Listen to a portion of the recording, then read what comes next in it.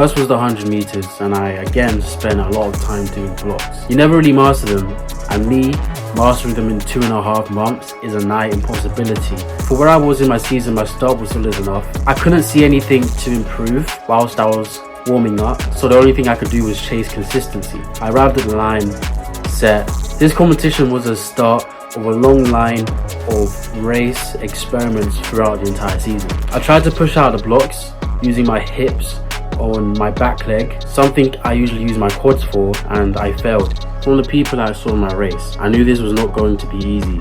My only saving grace would be my finish, which would be reliant on my top speed being the highest in the entire field and potentially maintaining and slowing down more efficiently too. I prepared my blocks and we were gone. My start was much better than the one I had at Lee Valley, but like normal it wasn't enough to get me into the lead, nowhere near. I regained slight consciousness from my flow and assessed the field, having another meet for the 1 and 2 again, however this time it would be at the track local to my uni against my training partners. My form during this period had changed twice, and with this new form I felt slow, especially on the day, so I wasn't sure what the outcome was going to be. I was in lane 2, whilst next to me in lane 1 was the fastest person in the field. He was getting back into sprinting after a minor injury to his hamstrings, I believe, but even so, his PB is faster than the 11.36 I ran months prior, even if you just remove the wind and look at the time alone. We set up the blocks and we were off. Of all the races, this was the best start I had ever had so far,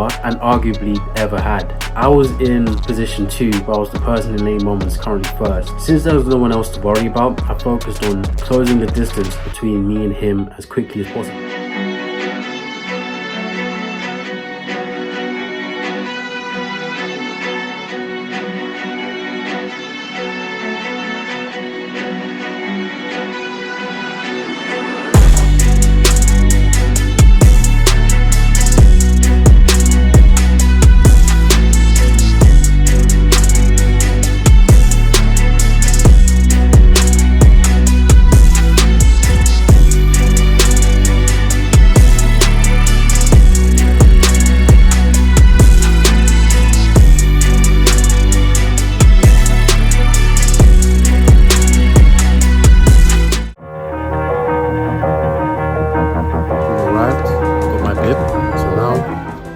Time to warm up.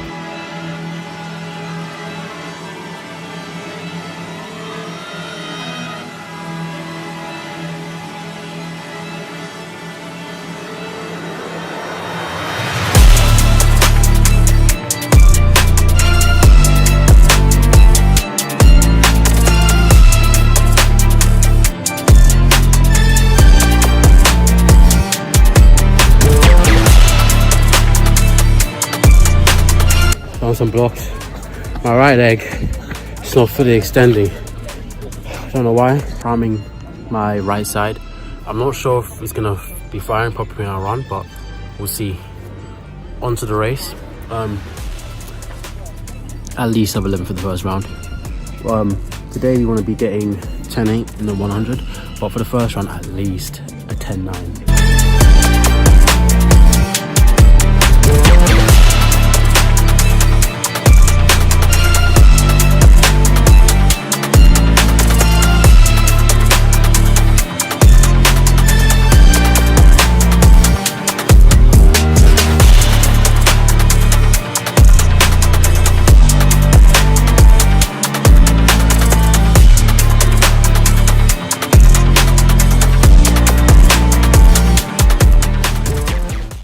Only 4 athletes in this race, but yes, we will keep a special eye on Josh Martin of Hercules Wimbledon. Hopefully he does the secret technique that fresh from Jamaica. Well. It's not even me, that man with Coach knows on that. Away we go with Amma, Joshua Ayomidi, Monty, Jevon, Sydney and Laurel Smith. Laurel Smith looking good on the outside. And on the inside lane. But also, woo! Oh, lane number 6. I honestly think he would have went under the 11-second barrier if he didn't look across. If he didn't what? If he didn't look across that clock, he would have ran under the 11 seconds. Really good running from Jevon Sutherland though. Yeah, sure. Really good running from him. He kind of runs. I like watching athletes that run like other athletes. It's weird. I need to watch the replay again because I think I know who he runs though. I would like to see the replay again. Not the best start. Yeah, it's just supporting my theory. Clawing back though. Yeah, this is really supporting my theory. Very strong. So not necessarily in the timing or the way, or like even super matching the models, but the style in which he runs, it's almost like I'm sure he's got really long legs. We ran 11:02. What was the wind? I think mine is 0.7, I think. Okay, that's basically sub 11 now. Oh my gosh, I've got to take a picture of the thing. My start was garbage. Like they went forwards, I went up. The issue is, we don't really get to use the blocks for some reason. The blocks that they use on the line is Olympic blocks, so they're longer and taller. So if you're not used to using them, you can't get out properly. So I popped up more than I wanted to, but here's what it is. Put my clothes on, eat, and then get ready for the next round. That's what I can do. If you're running 11:02 into a minus 0.7, then we're basically running sub 11. We just need to wait for it to pop out, and I gave them so much space. I had to claw my way to the front. So next time, I don't want any clawing. I want to just be at the front and go. So it was 11:02 into a 0.3 win. I don't know if it was plus or minus, but the commentator said it, and I've probably put it in as well. He's like, the start wasn't good. I was like Joseph Fumbale, which is, I'm actually offended. And because I looked over the clock, I missed sub 11, but could have easily gone under. I think so too. I already mentioned it, but the blocks are bad. But we're gonna go next round and break 11 easily, hopefully.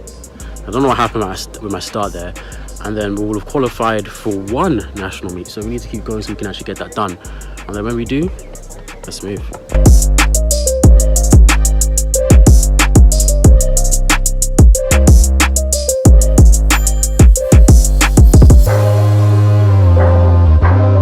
My start feels better, but we'll see when you actually go out there to run.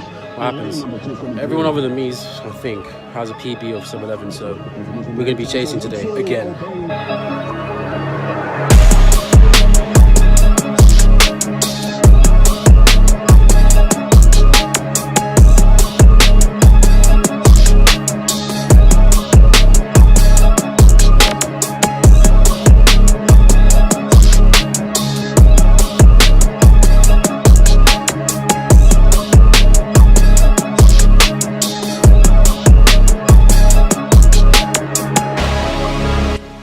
Race here. I know James aiming for that first sub 11 clocking. Will we get that here today? Well, a solid start now. Joel Ajayi looks very good for beefing today. It's a great start from Joel Ajayi. On lane 6, but on the outside lane, pulling through on the outside. Yes, it takes the victory. I think that's the athlete that we saw earlier. That ran and looked over the clock. Now, will he have got that sub clock in that he wanted? 10.96 in second place. The win spot on 0.0. And Thomas Lee. Got the finals in like an hour or so. We're gonna do a bit of jogging, probably do much, probably not much. Like that's probably gonna just jog, maybe do a bit of stretching, not too much, and then get ready for the finals. Do a few block starts probably, and then I'll see what we can do. I finished 3rd overall, which is good. So like it doesn't really matter much because everyone's just jogging through the heats. But if this is the best that everyone can do, then I could do well. But I know it's not. We'll see if we can get a medal in the end.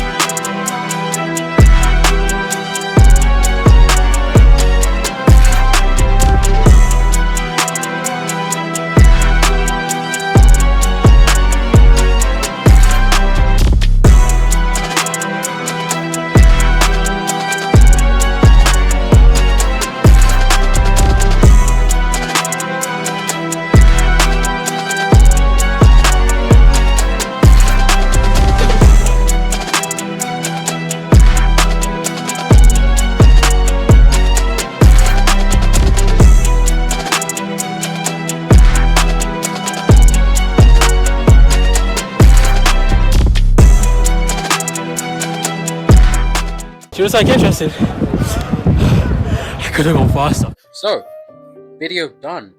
I have a few things I want to say though. The first thing I want to say is, as you've noticed, this video came out, if I did it right, between episode 2 and episode 1 and episode 2 of Project 21 season 2, instead of the week after the 60 meter journey to 699 that I made. And the reason for that is I'm theorizing here because the video hasn't aired for you guys yet as of the recording of this video, but my guess is that video went so well people couldn't wait for the 100 version, so I dragged it. I dragged it. What can I say? I was like, I can use this video to bridge the gap between episode 1 and episode 2, and then obviously the 200 can bridge episode 2 and episode 3, and that way I can get more subscribers coming in on a later date, and I can keep my new subscribers entertained during the month, because as I keep saying again and again, these videos now are monthly. So would you rather have it all at once, or would you rather have some videos in between every now and then, especially over the September to December period, because in January onwards you're going to have probably 2 videos at least per month, because I'm going to be competing. But before that, it's just 1 video and it's training, so might as well do that. So I did that instead. Now the next thing I want to talk about is the 1086. Yes, it's not a legal sub 11, but if you convert the win, I always say this, I know I say this a lot, if you convert the win to 0, I'm pretty sure it was a 1098. So take that how you want. Is it legal? I mean, no, it's not legal, but I think it still counts. Plus, I did dip below 11, right way it says. And based off my 699 PB, it's just this hamstring playing up why we didn't easily do that, but whatever. The next thing is I made a video which I included in this video where I ran 11:19 into minus 1.3. My PB at the time, as you guys would have noticed from like probably a minute before that, was 11:18, which is why I marked it as an unofficial PB, because as you may have noticed if you looked, my PB of 11:18 was done into a +2 win, which is the most legal way you can get. If you convert that to 0, I was running 11:36 to 11:38, I believe, which actually means if you was to do the conversions on this, adding all my PBs based on that, there was about 2 or 3 more races that I should have included because they were also faster in that one season alone. But I only put the 11:19 because whilst we didn't officially mark that as a PB, the wind made it so that with no wind, it would have been an 11:10, which easily would have been a PB by 2 tenths of a second, technically, if you was to do the conversions again. So I chose to include it anyway. You can ignore it if you want. I mean, the footage was bad anyway, but I thought it was worth putting in. I'll see you guys in the next video. Project 21, episode 2.